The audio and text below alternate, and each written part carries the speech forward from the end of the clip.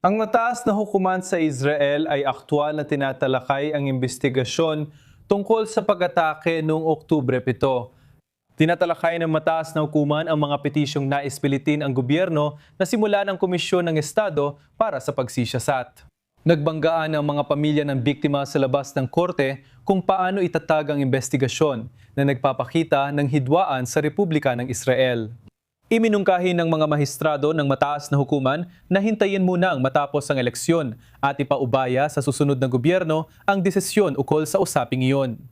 At upang pag-usapan ito, kasama ko ngayon si Amir Whitman, ang pinuno ng Libertarian Caucus sa Partido ng Likud, na nakikipag-ugnayan sa atin mula sa Jerusalem sa pamamagitan ng Zoom. Ginoong Amir, pag-usapan natin ang kasalukuyang sitwasyon sa korte. Paano mo masasabi na umuusad ang mga pangyayari? Sa tingin mo ba pipilitin ng korte ang pamahalaan ng Israel na simula ng Komisyon ng Estado para sa pagsisiyasat na ito? Sa totoo lang, hindi ko alam, pero ang mga pahiwatig na nakukuha natin ngayon mula sa korte ay mukhang hindi ito ang mangyayari. Narinig natin mula sa dalawang hukom, isa ay si Solberg at isa pa na nagsabing dahil ang 2026 ay taon ng halalan. At ang papwersa sa gobyerno na dumaan sa ganitong proseso sa pamamagitan ng hukuman ay isang malaking bagay at magdudulot ng maraming pagkakabahabahagi. Mas mabuti na hayaan ang publiko ng Israel na malayang pumili sa pamamagitan ng halalan ng kanilang landas at sa gayon ay pumili kung anuman sa pamamagitan ng prosesong pampolitika. Alam mo na kung anong uri ng mga hukom, hudikatura o kung anuman komisyon na titingin sa isyong ito. At syempre, tama siya. Tama yung dalawang hukom na yun. At sa tingin ko, na yun na naman, hindi ko masasabi, hindi ko alam, pero parang magiging napakahirap baliktarin ang posisyong ito. Sa palagay ko, magiging matalino ang Korte Suprema kung sasabihin nilang hindi ito saklaw ng kanilang trabaho. Hindi ito hudisyal na desisyon o desisyong kailangan naming gawin. Nasa gobyerno, Knesset at kamay ng publiko ng Israel ito. Tandaan nating hindi pa tapos ang digmaan, nasa gitna pa tayo nito. At sa anumang kaso, mas mabuti sigurong hintayin muna na matapos ang digmaan. Pero alin man ang mangyari, hindi ito desisyon na dapat gawin sa pamamagitan ng hudisyal at legal na proseso, kundi sa pamamagitan ng politikal na paraan. Kaya sa tingin ko, mas mainam na walang gawin.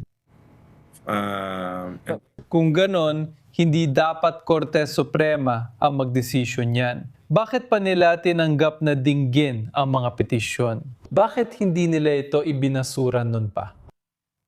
Sa ngayon ako sa'yo, dapat na nilang ginawa yon. Sa tingin ko, nakakabaliw na pinag-uusapan pa natin ito.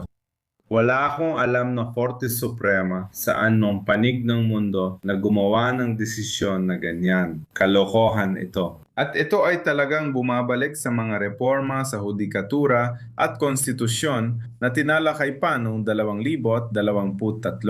Sa kasamang palad, hindi namin natapos ang mga reforma nito. Pero ito mismo ang problema. Wala itong kinalaman sa mataas na hukuman. Bakit nakikinig pa ang mataas na hukuman dito? Bakit nila dinidiskusyonan ang mga isyong ito? Sobrang nakakabaliw, nakakatawa, nakakasama. At naniniwala ako na muli, ito ay isang desisyon kahit saan man ito mapunta. Ayoko magdetalye, pero ang publiko ng Israel at kanilang halal na opisyal ang dapat magdesisyon dito. At ang kasalukuyang gobyerno, ang iyong Likud Party, ay nagbigay ng alok isang bagong alternatibo para dito na mas balanseng investigasyon o pagsisiyasat ng Estado. Kung nasaan na ang usapin na yon dahil matagal na nilang pinag-uusapan ito at wala namang umuusad. Kailangan mo munang magkaroon ng kasunduan para magawa ang ganyang bagay. Mahirap talaga kung walang kasunduan. Ibig mo sabihin kasama oposisyon? Oo, kailangan mo magkaroon ng kasunduan, isang malawakang kasunduan sa loob ng politika ng Israel kung anong uri ng komisyon ang itatalaga. At ang realidad ay hanggat wala tayong mga kasunduang ito, anumang desisyon na gagawin natin ay magiging kontrobersyal. At ayaw natin yon. Gusto natin ang isang bagay na patas. Kailangan din nating maintindihan na ang Korte Suprema at sistemang panghukuman ay nawalan ng tiwala nang hindi bababa sa kalahati ng publiko ng Israel at malamang higit pa roon. At iyan ang totoong problema at ito ay dahil sa pagiging political ng Korte Suprema sa katotohanang imbes na mga hukom, ang meron tayo ay mga politiko na gumagawa ng desisyon hindi base sa batas, kundi base sa kanilang mga opinyong politikal. Ngayon, anuman ang kanilang mga opinyong politikal, ay talagang lehitimo. Hindi mo dapat gawing basehan ng political na desisyon ang desisyong hudisyal. Ang desisyon ng hudikatura ay dapat nakabatay sa batas. Kahit sinong nakakakita at nakakarinig ay alam na ang mga taong ito ay halos walang kinalaman sa mga hukom kundi sa mga politiko. Iyan ang problema. Doon nagsisimula at nagtatapos. Salamat, Ginoong Amir Whitman, pinuno ng Libertarian Caucus sa Likud Party, sa pagsama sa amin. Salamat.